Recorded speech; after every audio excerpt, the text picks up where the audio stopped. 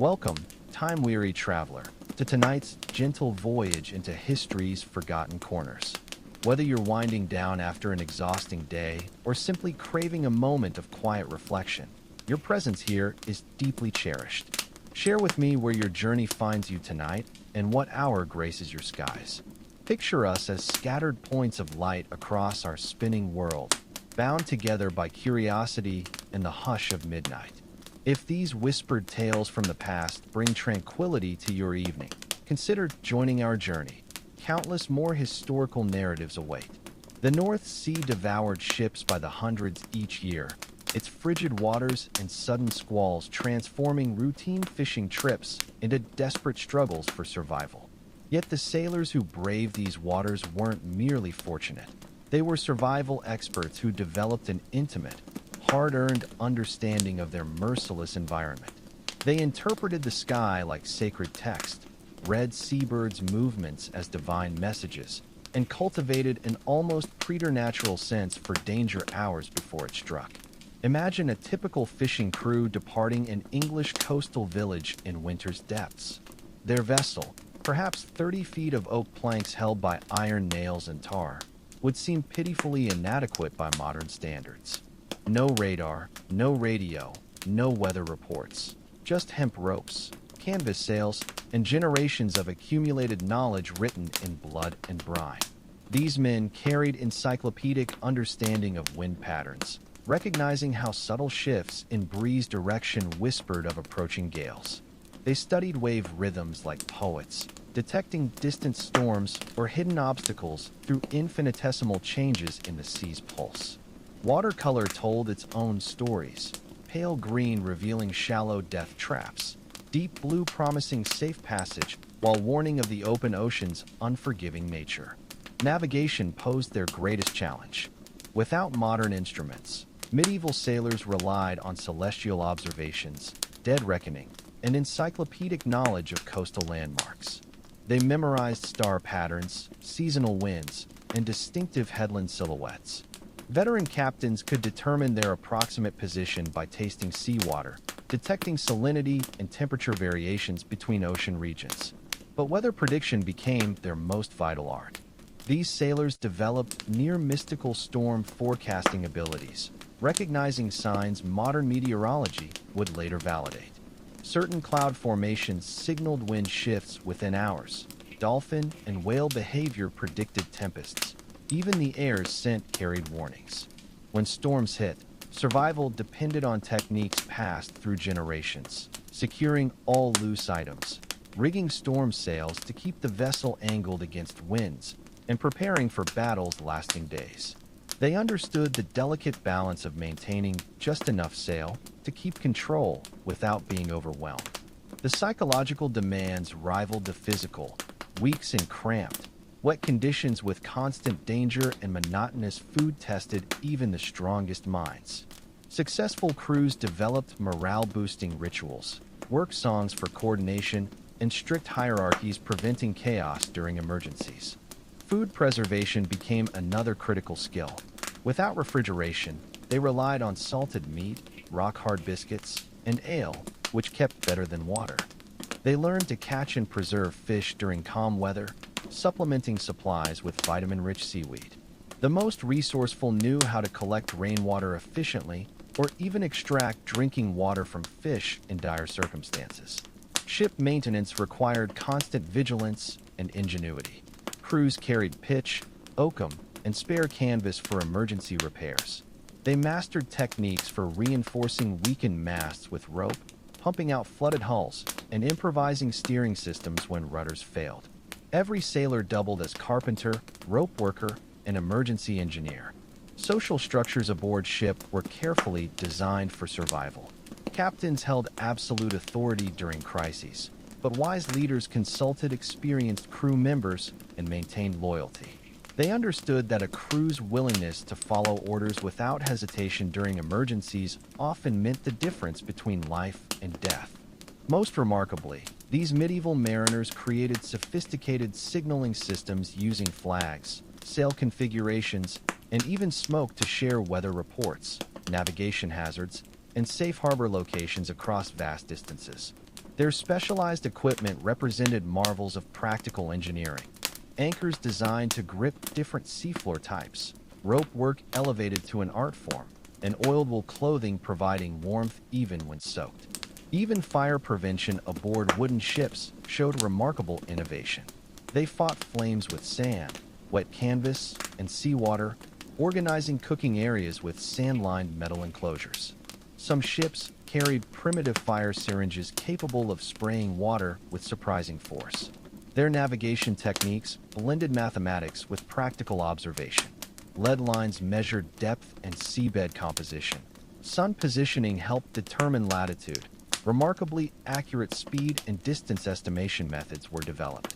Yet beyond all technical skills, medieval sailors possessed something no technology could replace: an almost spiritual connection to the sea itself.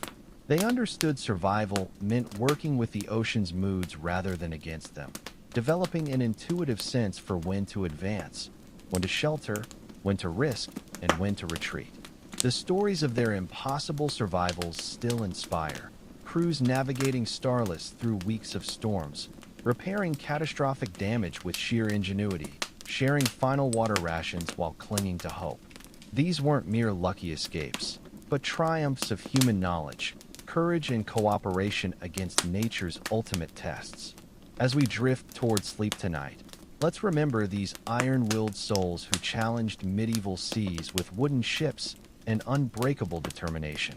Their legacy lives on in every modern sailor who still reads weather signs and skies, in every captain who respects the ocean's power while refusing to surrender to it.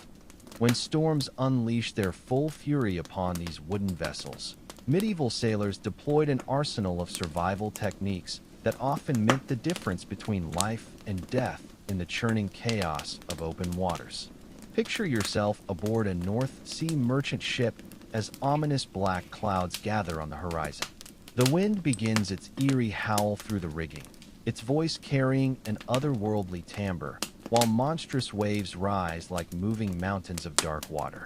This was when centuries of hard-won maritime knowledge faced its ultimate examination. The first priority was always securing the ship itself. Sailors moved with desperate efficiency, battening down every hatch, lashing anything that might become a deadly projectile, and reefing sails to prevent them from being shredded by the screaming winds.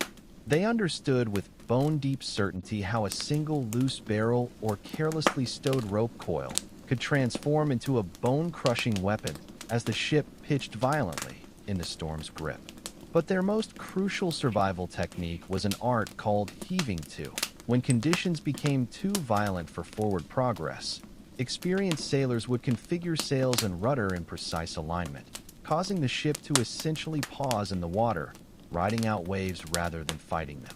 It was teaching their vessel to dance with the storm instead of wrestling against its overwhelming power. These hardened mariners also grasped the vital importance of maintaining strength during prolonged ordeals. They rationed food and water with mathematical precision, knowing a storm might trap them for weeks. Their provisions included hardtack, nearly indestructible biscuits that could last months, and carefully preserved salted meat that provided essential protein when fresh food became impossible to obtain or prepare. Their storm navigation methods bordered on supernatural by modern standards. They could estimate position through water color and temperature variations, seabird behavior, even subtle changes in air scent. Some claimed they could literally taste land's proximity in salt spray, detecting minute differences between deep ocean and coastal currents. The ships themselves represented masterclasses in survival engineering. Medieval vessels were built for flexibility rather than rigid resistance, designed to bend and flex with waves like living creatures. Hull planks overlapped carefully and were sealed with oakum and tar, creating shells that could twist dramatically while maintaining watertight integrity. Even when water breached the hull, sailors were repair virtuosos, using everything from sailcloth to wooden plugs to keep their ships afloat. Fire remained their most dreaded enemy aboard these floating tinderboxes. Yet medieval sailors developed surprisingly sophisticated prevention and control methods. They created designated cooking areas lined with sand and metal, established strict flame protocols, and maintained emergency supplies of wet sand and leather fire blankets. Some ships even carried primitive fire engines, essentially large syringes that could spray water with impressive force. Social dynamics aboard ship proved equally crucial for survival. Medieval sailors operated under strict yet equitable hierarchies where every man knew his role and could depend on his shipmates. They developed elaborate watch systems ensuring the ship was always properly manned and shared knowledge freely. Understanding collective survival depended on individual competence. These remarkable seafarers possessed an intimate knowledge of the ocean's moods and personalities. They could read subtle pre-storm warnings modern meteorology would later confirm, from specific cloud formations to restless dolphin behavior. They understood which winds promised clear sailing and which carried destruction's seeds. When death claimed crew members, medieval sailors conducted rituals that maintained morale while preventing disease spread.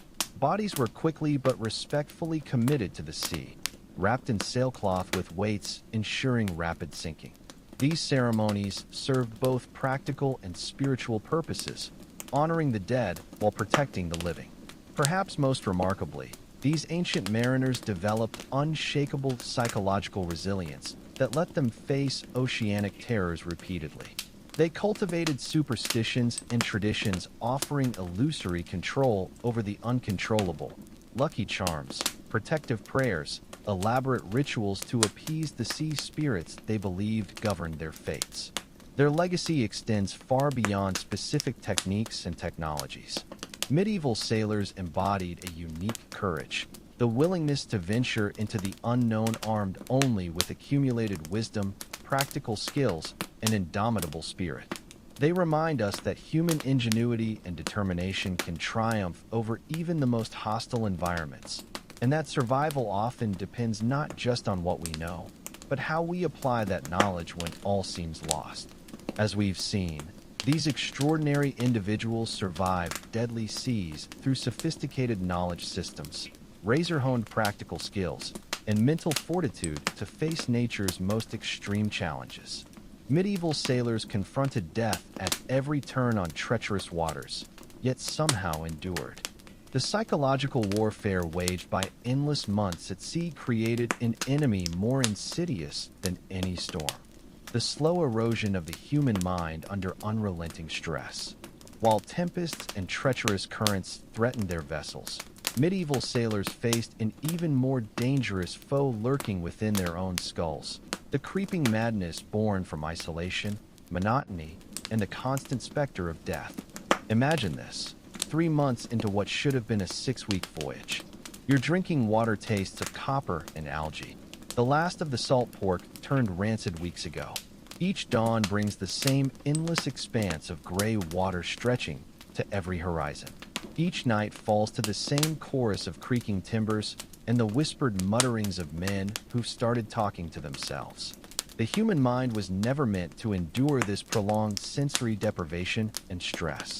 Medieval sailors developed what we now recognize as severe depression, anxiety disorders, and in extreme cases, complete psychotic breaks. They had their own names for these afflictions: sea madness, or the blue devils, and every experienced mariner knew the warning signs. First came the melancholy. Men would stare blankly at the water for hours, their eyes taking on a glassy, distant quality. They'd stop joining conversations, cease singing the work songs that coordinated their labor, neglect basic hygiene. The old salts recognized this as the first stage of something far more dangerous. Then the hallucinations began. Sailors would swear they saw land where there was only empty ocean. They'd hear voices calling from beneath the waves, sometimes dead shipmates, sometimes wives and children left behind. Some saw phantom cities rising from the depths, complete with towers and bustling streets. The most afflicted became convinced salvation lay not aboard ship, but in the water itself, attempting to walk on waves or join imagined mermaids in some aquatic paradise. Wise captains learned to watch for these symptoms like hawks. They'd assign melancholic sailors to work in pairs, never allowing them to stand watch alone. Duties were rotated to prevent any man from staring too long at the hypnotic water. Most importantly, they encouraged storytelling, games, anything to keep minds engaged and anchored to reality. But their most effective weapon against sea madness was ritual and routine. Medieval sailors developed elaborate systems of customs and ceremonies that served as psychological lifelines in the formless void of ocean life. Each day followed strict patterns: morning prayers with wind checks, noon sun observations that connected them to the cosmos, evening ration sharing accompanied by songs passed through generations. These weren't quaint traditions, but sophisticated psychological survival techniques. The stories they told served multiple crucial purposes beyond mere entertainment. They preserved essential knowledge about navigation and weather patterns disguised as adventure tales. A story about a shipwreck survivor might contain vital information about finding fresh water on deserted islands. Tales of pirate encounters taught navigation and seamanship lessons. These oral traditions became living libraries of maritime wisdom. Consider the phenomenon of St. Elmo's fire, that eerie electrical discharge dancing along rigging during storms. To modern eyes, it's simply atmospheric static. But medieval sailors saw it as St. Erasmus himself coming to protect them in their darkest hours. This wasn't ignorance, but adaptive psychology, transforming a frightening natural phenomenon into evidence of divine protection to maintain hope when despair threatened to overwhelm. Their approach to death at sea revealed profound psychological insight. When a shipmate died, he couldn't simply be forgotten. Unprocessed grief could spread through a crew like plague. So they developed elaborate funeral rites, the body sewn into canvas with stones, yes, but first the captain would speak not just prayers, but recollections of the man's service and character. Shipmates shared memories, told stories, sometimes sang the deceased's favorite songs. The moment the body slipped beneath the waves was followed by a toast, not mere sentimentality, but collective grief processing that maintained morale while acknowledging mortality. Yet the most insidious psychological challenge wasn't dramatic crises, but the slow grinding down of hope during prolonged voyages. When winds died, leaving ships becalmed for weeks. When supplies ran low with no land in sight. When navigation calculations proved wrong and no one knew their true position. This was when leadership mattered most. The best captains were natural psychologists who maintained confidence even when terrified.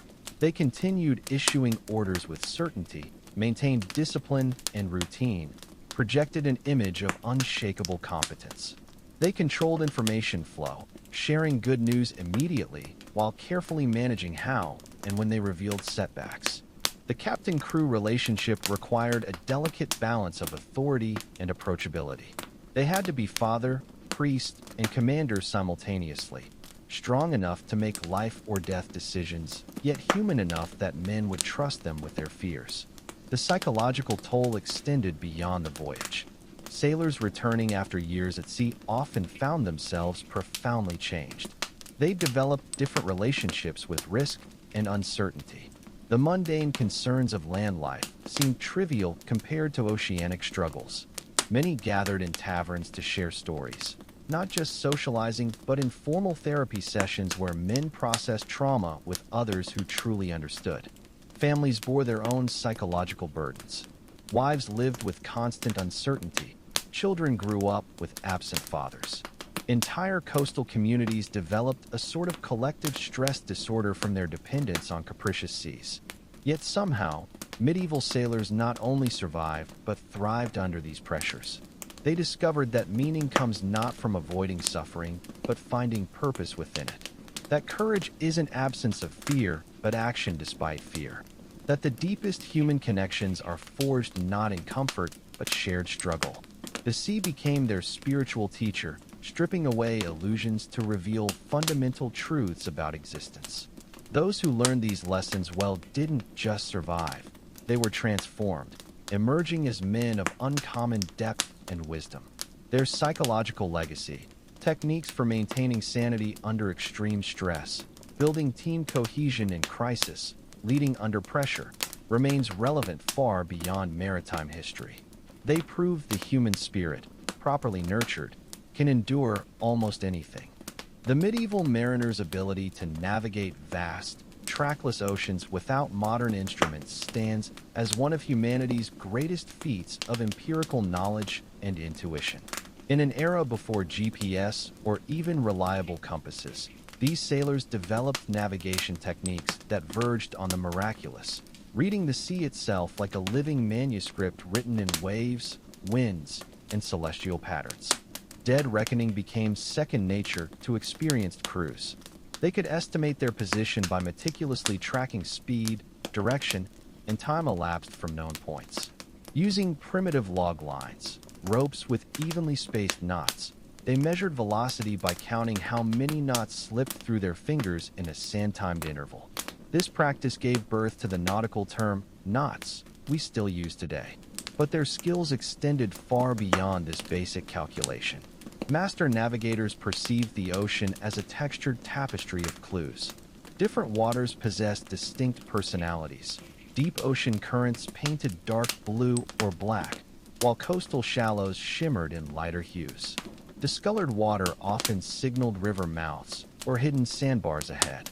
They learned to interpret wave behavior with astonishing precision, recognizing how distant storms or persistent winds created recognizable swell patterns that could guide them like invisible roads across the featureless expanse. Most remarkably, these sailors detected subtle wave reflections that occurred when swells encountered unseen land masses, sometimes sensing islands days before they became visible. Wildlife became their living compass. Certain seabirds never ventured far from shore, and their flight directions at dawn and dusk revealed the location of distant roosts. Fish schools, drifting seaweed, even water temperature variations all provided navigational intelligence. Celestial navigation reached extraordinary sophistication given their limited tools. The North Star served as their celestial anchor point, its height above the horizon indicating latitude. On clear nights, they steered by keeping specific constellations in constant positions relative to their vessel. The astrolabe, inherited from ancient scholars, allowed more precise altitude measurements of heavenly bodies. While crude by modern standards, these instruments could determine latitude with surprising accuracy in skilled hands. The magnetic compass, gradually adopted from Chinese innovations, provided directional stability when clouds obscured the stars. But true navigation required synthesizing countless environmental clues into coherent understanding. The most respected navigators developed what can only be called oceanic intuition, a sixth sense that guided them across empty waters. This knowledge was transmitted orally through stories, songs, and demonstrations, with master navigators guarding their secrets closely like alchemists protecting philosophers' stone formulas. Weather prediction became another life or death art form. Medieval sailors could forecast storms days in advance by interpreting cloud formations, wind shifts, and atmospheric changes. The color and behavior of sunrises and sunsets provided critical data. Red evening skies might promise fair weather, while red mornings often heralded approaching tempests. Halos around the moon or sun warned of incoming storms, while seabird behavior frequently signaled weather shifts before any instrument could detect them. These predictive abilities were literally vital. Accurate forecasting allowed ships to seek shelter, alter course, or prepare for rough conditions. Remarkably, many of their observations align with modern meteorological understanding, though they lacked scientific explanations for the phenomena they recognized. When dolphins grew restless or whales changed their swimming patterns, experienced sailors took notice. These behaviors often preceded significant weather changes. The social dimensions of navigation created deep bonds among crews. Successful voyages required every sailor to contribute observations, from the helmsman noting current changes to lookouts spotting subtle cloud formations. This collaborative approach fostered interdependence and unity, as each man's life literally depended on others' vigilance and skill. Shared navigation challenges built what we now call institutional knowledge, a collective maritime intelligence that transcended individual lifespans. Port cities became hubs for this knowledge exchange. where sailors shared discoveries about new routes, dangerous currents, and navigational shortcuts. These informal networks spread innovations across vast distances, creating a shared body of maritime wisdom that connected distant cultures. The economic implications were enormous. Merchants who mastered reliable navigation gained tremendous competitive advantages, reducing voyage times and opening lucrative new trade routes. The most skilled navigators became valued assets, sometimes earning shares in trading ventures rather than simple wages. Their expertise meant the difference between profitable returns and catastrophic losses. But navigation was never merely about economics or survival. It represented humanity's irrepressible drive to explore, to push beyond known horizons, to connect distant shores. These medieval sailors were pioneers who expanded the very concept of the possible. Their courage to venture into unknown waters, their skills to find paths across trackless oceans, and their wisdom to read nature's subtle signs all reflect qualities that continue to define human progress. They didn't just navigate seas, they navigated humanity's transition from isolated civilizations to an interconnected world. As we reflect on their achievements, we're reminded that true survival requires more than enduring hardship. It demands the intelligence to master complex skills, the wisdom to learn from nature's patterns, and the courage to venture beyond the safety of known shores. The medieval navigator's legacy endures not just in maritime traditions, but in humanity's ongoing quest to explore, understand, and connect across all boundaries, whether of water, space, or the human spirit itself. The medieval maritime economy was a high-stakes gamble where fortunes could vanish faster than morning mist, a brutal world where even the most skilled navigator could be ruined by a single bad season. These weren't just sailors embarking on romantic adventures. They were hard-nosed businessmen operating in an economic system that offered spectacular rewards but punished failure with complete devastation. Imagine a Venetian merchant in the 13th century watching workers load his ship with precious cargo destined for Constantinople. Bales of Flemish wool worth a king's ransom, casks of French wine, bolts of English cloth, and chests of silver coins representing his life savings, all about to disappear over the horizon on a wooden vessel that could be destroyed by one unlucky storm or pirate encounter. The psychological pressure was crushing, knowing that months might pass before learning whether this investment had succeeded or left him destitute. The financial outlay for a single voyage was staggering by medieval standards.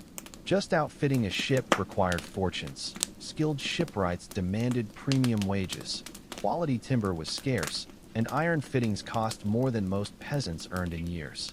Then came crew salaries, months of provisions, navigation tools, and most crucially, the cargo itself, often worth 20 times a craftsman's annual income.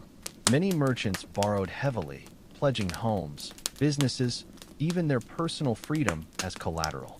Failure didn't just mean bankruptcy. It could mean debtor's prison or slavery for themselves and their families. Consider the plight of Marco Benedetto, a Genoese trader who invested his family's entire fortune in a 1347 Black Sea expedition. As his ships sailed east, they couldn't know the Black Death was spreading westward along their trade routes. By arrival, half the crew was dead, ports were in chaos, and their carefully planned trading partnerships had collapsed. Benedetto faced an impossible choice: sell at catastrophic losses or attempt the return journey with decimated crew and possibly worthless cargo. Such were the cruel realities of medieval commerce. Pirates represented an ever-present threat, often operating with tacit government approval.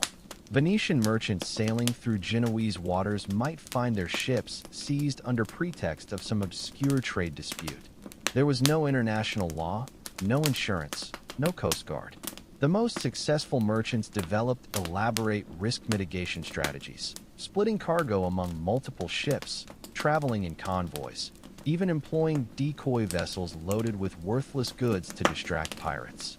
Some paid protection money to pirate chiefs, essentially funding the very predators who might otherwise destroy them. Financing these expeditions revealed the system's brutal nature. Cominda, Partnerships emerged where one partner provided capital while another handled operations. Profit sharing reflected the enormous risks.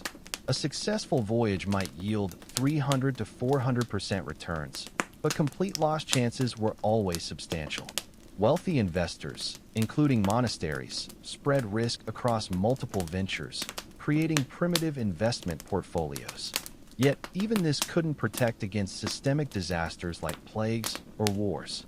The psychological toll was immense. Merchants lived with constant anxiety, knowing news of their ships might take months or years to arrive. They developed rituals seeking divine protection, prayers, pilgrimages, church donations. The Virgin Mary became sailors' patron saint not just from devotion, but desperate need for supernatural assurance in an unpredictable world. Family life suffered terribly.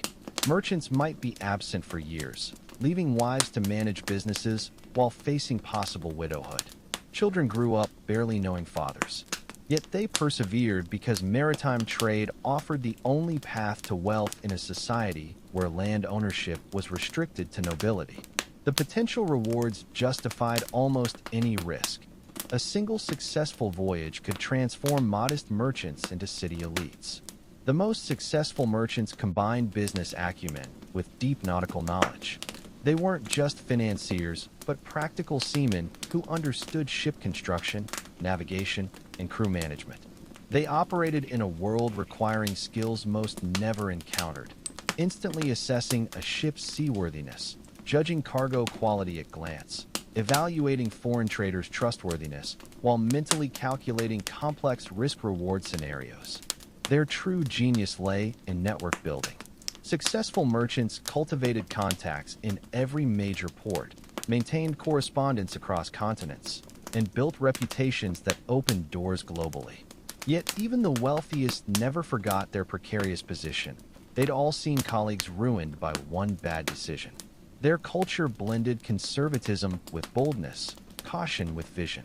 This constant tension between colossal rewards and existential risks created a unique merchant psyche. Some became obsessively religious, others hardened cynics. Many developed elaborate superstitions, refusing Friday sailings, banning women from ships, or avoiding bananas in cargo holds. Yet these anxious businessmen were creating something revolutionary, the foundations of global commerce. Their willingness to risk everything on dangerous voyages built trade routes connecting civilizations, exchanging not just goods but ideas, technologies, and culture. Every time we benefit from global trade today, we're experiencing distant echoes of these medieval merchants who gambled everything on dangerous seas. Their legacy isn't just in profits earned, but in proving that human courage and ingenuity can overcome seemingly impossible odds when the reward is connection across the divides of our world. The medieval seas were a relentless proving ground where only the most ingenious survivors prevailed. By the 14th century, sailors had developed an arsenal of specialized techniques that transformed their fragile wooden vessels into fortresses against the ocean's fury. Methods so effective they would influence maritime practice for centuries to come. Among their most crucial skills was the art of interpreting the ocean's subtle warnings. Master mariners could sense approaching danger hours before landbound observers noticed anything amiss. They watched for gulls flying unusually inland, detected the metallic scent of rain from clear skies, or felt the atmospheric pressure change in their bones.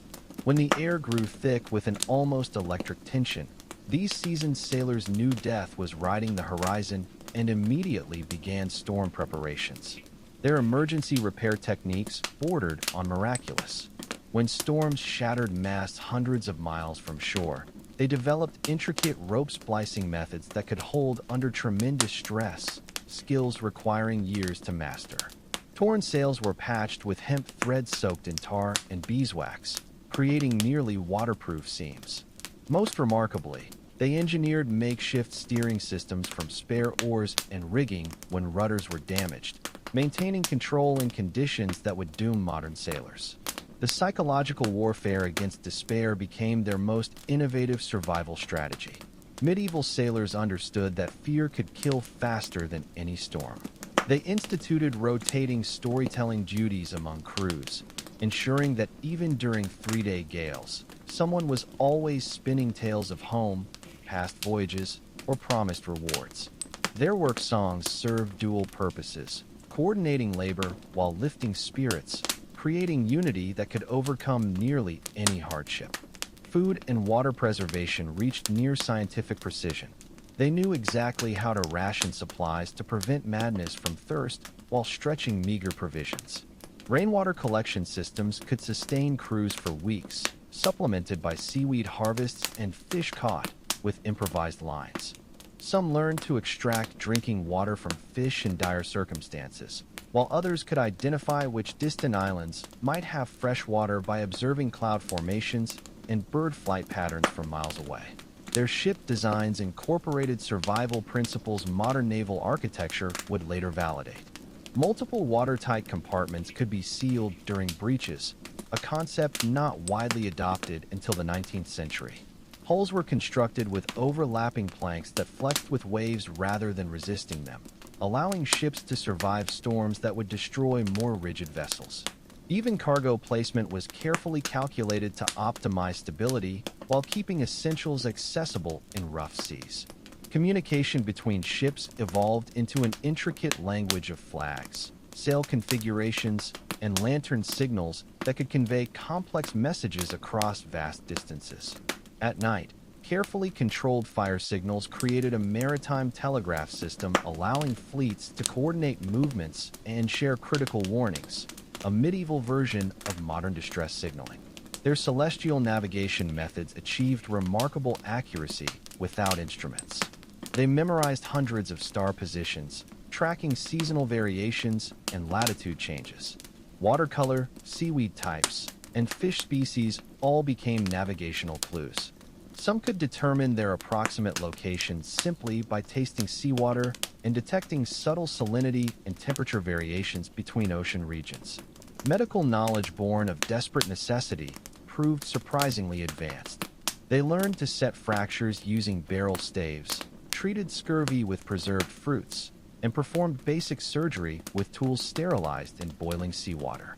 Recognizing how quickly disease could spread in close quarters, they implemented early quarantine protocols that saved countless lives. The social structures aboard ship were meticulously designed for survival. Captains wielded absolute authority, but earned loyalty through fairness and shared hardship. A strict but equitable hierarchy ensured everyone knew their role while fostering mentorship between experienced hands and green recruits. Their burial rituals honored the dead while strengthening the living's resolve. Wrapped bodies waited for rapid sinking, but not before ceremonies affirming each life's value to the community. Perhaps their most profound insight was recognizing that true mastery came from harmony with the sea rather than domination over it. Their ships weren't battering rams against the waves, but instruments of balance, designed to yield without breaking. This philosophy extended to their entire approach, reading weather patterns to work with winds rather than fighting them, using currents as natural highways, and developing an almost spiritual respect for the ocean's power. The legacy of these medieval survivors transcends nautical history. Their crisis management techniques, team leadership principles, and adaptive strategies remain relevant in modern emergency response, exploration, and even space travel. They prove that human ingenuity, when combined with courage and cooperation, can overcome even the most hostile environments, not through brute force, but through careful observation, accumulated wisdom, and an unshakable will to endure. The captain's cabin became the nerve center of survival during the most desperate moments at sea. Here, in this cramped wooden chamber illuminated by guttering candlelight, the fate of entire crews was decided through a unique blend of nautical expertise and profound psychological insight. The successful medieval captain wasn't just a skilled sailor. He was a master of human nature who could read his men's moods as accurately as he interpreted cloud formations or wave patterns. When supplies dwindled to dangerous levels and whispers of mutiny began circulating between decks, the captain faced his ultimate test of leadership. Gathering his most trusted officers, they would pore over worn charts while the ship groaned ominously around them. These weren't merely tactical discussions about rationing or navigation. They were delicate negotiations about hope itself. The captain had to strike an impossible balance between honesty about their dire circumstances and maintaining just enough optimism to prevent complete despair. Reveal too much truth, and discipline might collapse entirely. Share too little, and he'd lose the crew's hard-earned trust. The finest captains developed what might be called emotional navigation, the ability to steer their crew's collective psyche through the tempests of fear, exhaustion, and homesickness that could sink an expedition faster than any reef. They learned to recognize the warning signs of a crew nearing its breaking point, how conversations would abruptly cease when officers approached, how minor squabbles over trivial matters increased, how men's eyes took on a hollow, faraway look as they endlessly scanned the horizon. A wise captain understood that sometimes a well-timed story could prove more valuable than an extra barrel of fresh water. During the voyage's darkest stretches, when morale threatened to collapse under the weight of endless gray waves, he might share tales of other crews who had endured similar hardships and triumphed. He'd speak of the families awaiting their return, of the celebrations that would greet them in port, of the legendary status they'd earned for completing such a perilous journey. These weren't empty platitudes, but carefully calculated psychological lifelines. But beyond inspirational speeches, the greatest captains recognized that survival at sea required every man to believe he was part of something larger than himself. They didn't just command ships, they forged brotherhoods. They cultivated a shared identity where each sailor felt his survival was inextricably linked to every other soul aboard. This wasn't touchy-feely idealism, but cold, hard necessity. When a man went overboard in raging seas, the decision to risk the entire ship attempting rescue wasn't just about compassion. It reinforced the unspoken contract binding the crew together. Every sailor needed to know his shipmates would risk everything for him, because that knowledge gave him the courage to risk everything for them in return. The most seasoned sailors could read these social undercurrents as skillfully as they read wind and tide. They knew which men could be relied upon when death seemed certain, and which might crack under pressure. They understood that a crew's strength wasn't merely the sum of individual skills, but something more mysterious and powerful that emerged from the bonds between them. Medieval sailors who survived multiple voyages learned to perceive their ship not just as a vessel, but as a living organism with its own rhythms and moods. They could tell when the crew was functioning in perfect harmony by the sound of footsteps on deck, the rhythm of their work songs, even the way they shared their meager meals. And when that harmony began fracturing, they knew precisely how to restore it before disaster struck.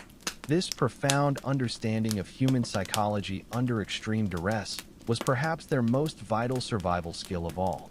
It enabled them to transform collections of individuals from different lands and backgrounds into cohesive units capable of overcoming unimaginable adversity. The medieval sailor's true genius lay not in his ability to conquer the sea, but in his capacity to unite men in common purpose against it. The medieval sailor's mind became both his greatest vulnerability and most powerful weapon during those endless months at sea. As dawn broke over another day of heaving gray waves, these hardened mariners faced a fundamental truth that separated the living from the dead. Survival wasn't just about mastering wind and waves, but about mastering oneself. The ocean had tested their bodies with bone-chilling cold, gnawing hunger, and back-breaking labor. It had challenged their minds with soul-crushing isolation, ever-present fear, and the constant calculus of mortality. But most crucially, it had probed the depths of their spirit, searching for that unbreakable core that would either see them through or condemn them to the depths. Successful sailors understood the sea wasn't merely a physical adversary, but a psychological one. In that featureless expanse where days blurred into nights and horizons offered no comfort, the mind could become either the staunchest ally or most dangerous traitor. Those who survived longest were the ones who'd forged an inner compass more reliable than any magnetic instrument, one that remained true even when storms obscured the stars and all familiar landmarks vanished. This psychological resilience was cultivated through rituals both sacred and mundane. The morning prayers that began each day served not just as pleas for divine protection, but as moments of centering and purpose, spiritual anchors in the shifting seascape. The evening work songs echoing across the deck were more than simple entertainment. They were affirmations of humanity in an inhuman environment, reminders that these men carried stories, dreams, and the hopes of loved ones awaiting their return. The sharing of tales during long night watches wove an invisible web connecting crew members more securely than any rope. When a sailor spoke of his village sweetheart or childhood adventures, he wasn't just passing time, but stitching himself into the ship's living memory. Yet medieval sailors also grasped the delicate balance between hope and clear-eyed realism.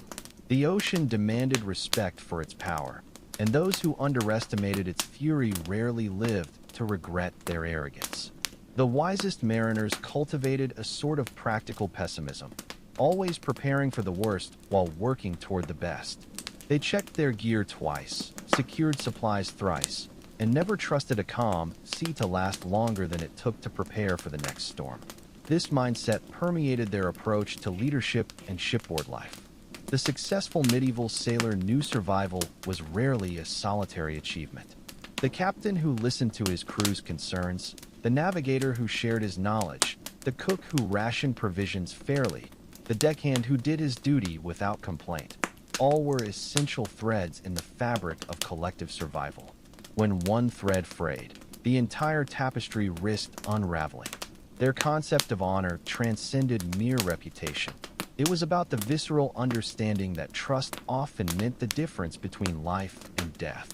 When a sailor gave his word to stand watch, maintain equipment, or report vital observations, he was making a pledge upon which lives depended.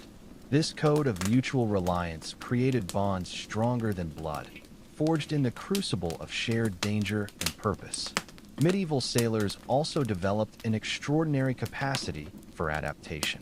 The ocean was a teacher that never repeated lessons exactly, and those who thrived were the ones who could read subtle signs of change and adjust accordingly. They learned to distinguish between the gray of passing squalls and the ominous blackness of hurricane clouds. They could feel in their bones the shift from steady winds to the erratic gusts preceding storms. They understood that flexibility wasn't weakness, but the highest form of strength.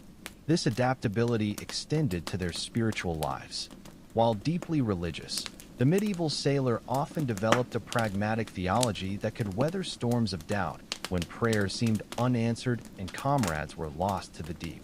Their faith evolved from simple petitions for safety to complex dialogues with fate, expressions of gratitude for survival, acknowledgments of their small place in creation's vastness, and solemn recognitions of life's fragility.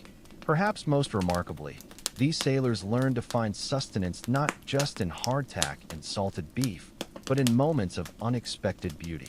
Even amid unrelenting hardship, they could marvel at dolphins playing in the bow wave, the celestial dance of auroras, or sunsets painting the sky in colors that defied description.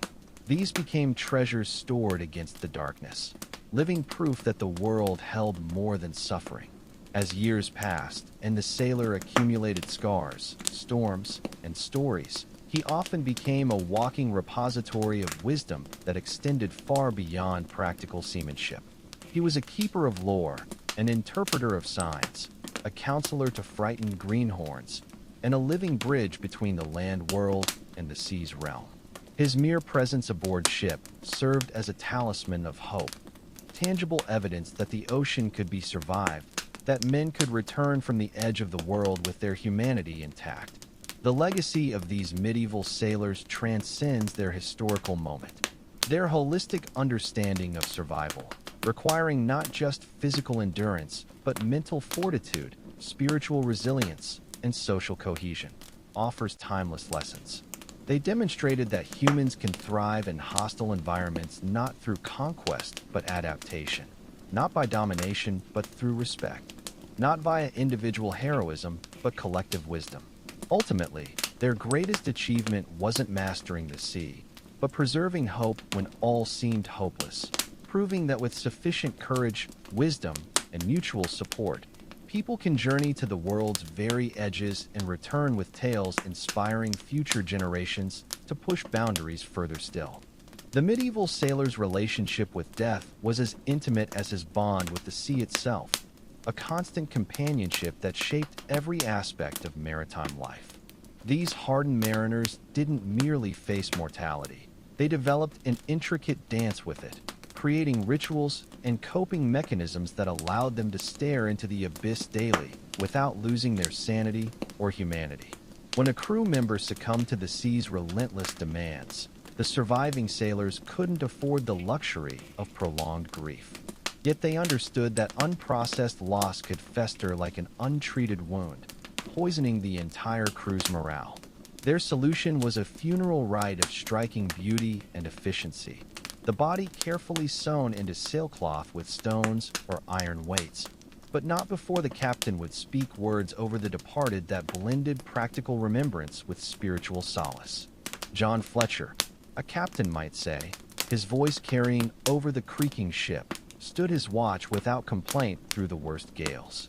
His hands repaired these very sails were using to return him to the deep. Crewmates would then share memories. How Fletcher could predict weather changes by the taste of the wind, how he'd saved 2 men from going overboard in last winter's storm. The ceremony culminated with the weighted shroud sliding into the waves, followed by a toast with the last of the good wine. This wasn't mere sentimentality, it was psychological first aid, a way to honor the dead while reaffirming the living's commitment to continue the voyage. The sailors' superstitions formed another fascinating survival mechanism. These weren't the idle fancies of ignorant men, but sophisticated psychological tools developed through generations of lived experience. Take their aversion to sailing on Fridays. This unlucky day actually gave crews regular enforced rest periods that prevented exhaustion.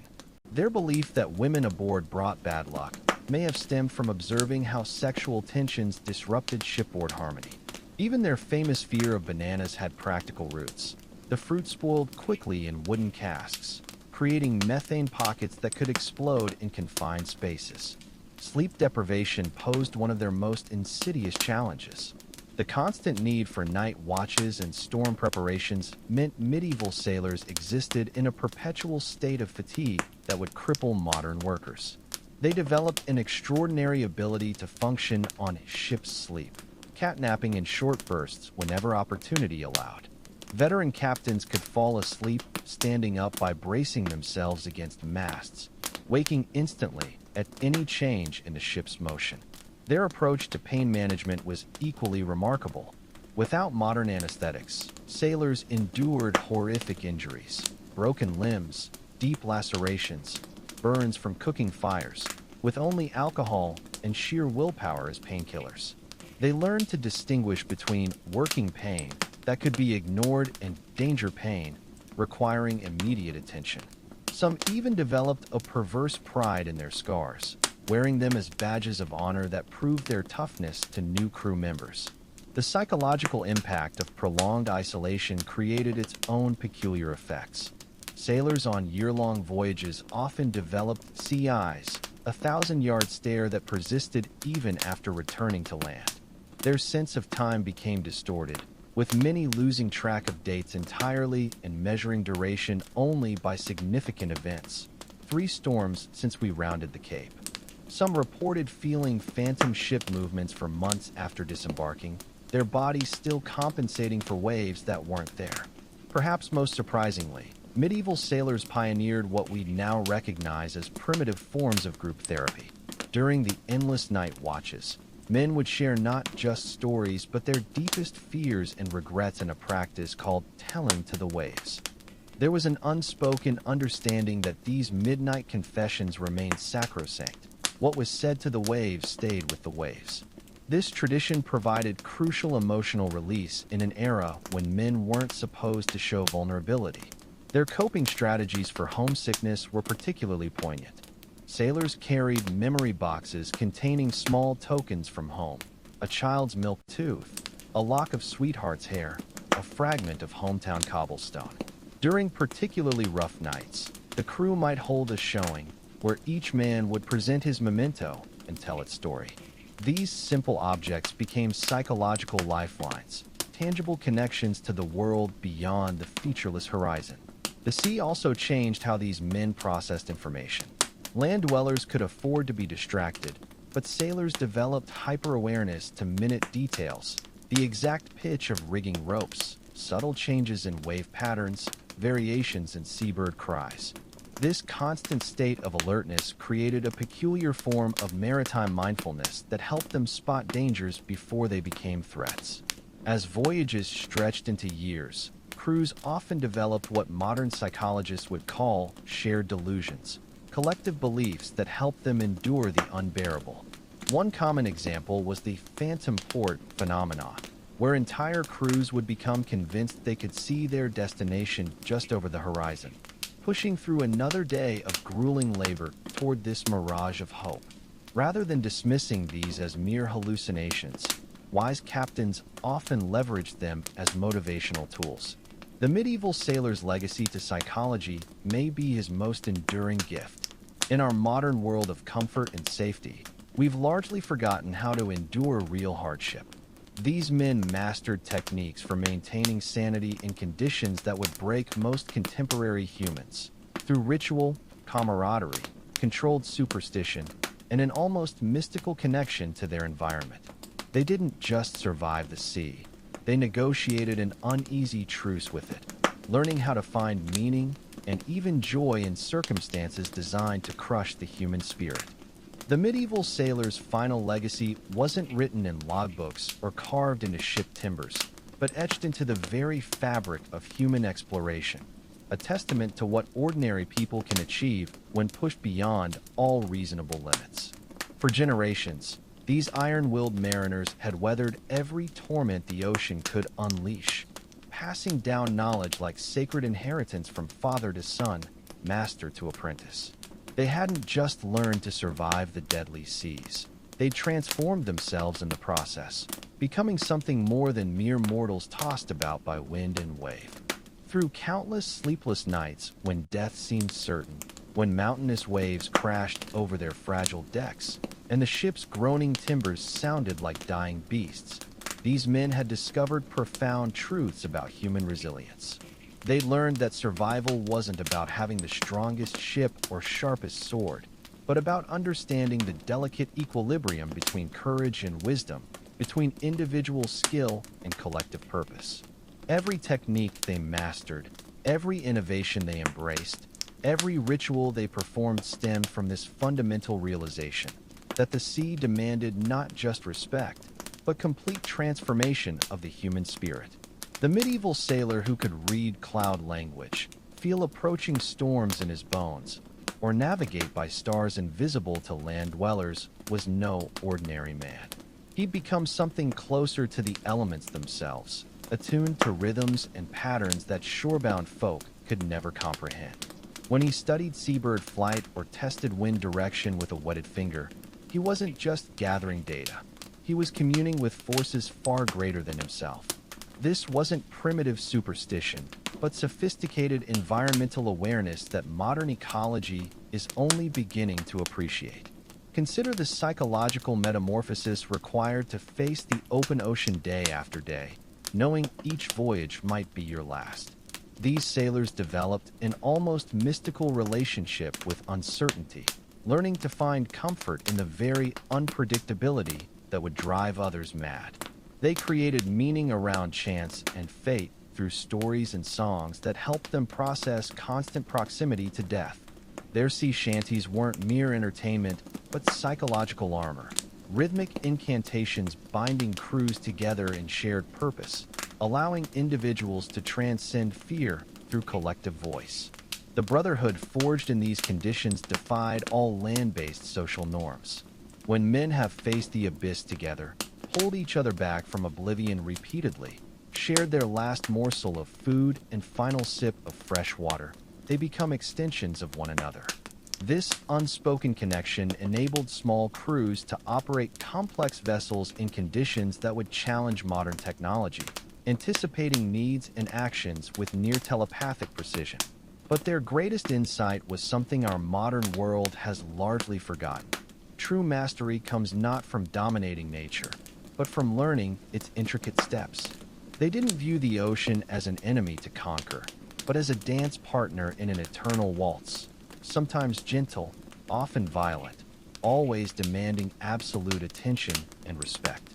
Their ships weren't battering rams against the waves, but instruments of harmony designed to bend without breaking, to yield without surrendering.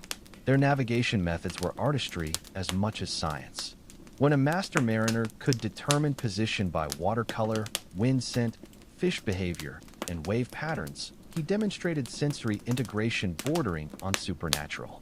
These men had trained themselves to perceive reality with an acuity that made their vessels extensions of their bodies, their crews extensions of their will. Even their risk philosophy was revolutionary. While modern safety culture seeks to eliminate danger, medieval sailors understood some risks must be managed rather than avoided. Through preparation, skill, and spiritual acceptance of fate, they planned meticulously for every conceivable disaster, yet remained mentally flexible enough to improvise when facing the inconceivable.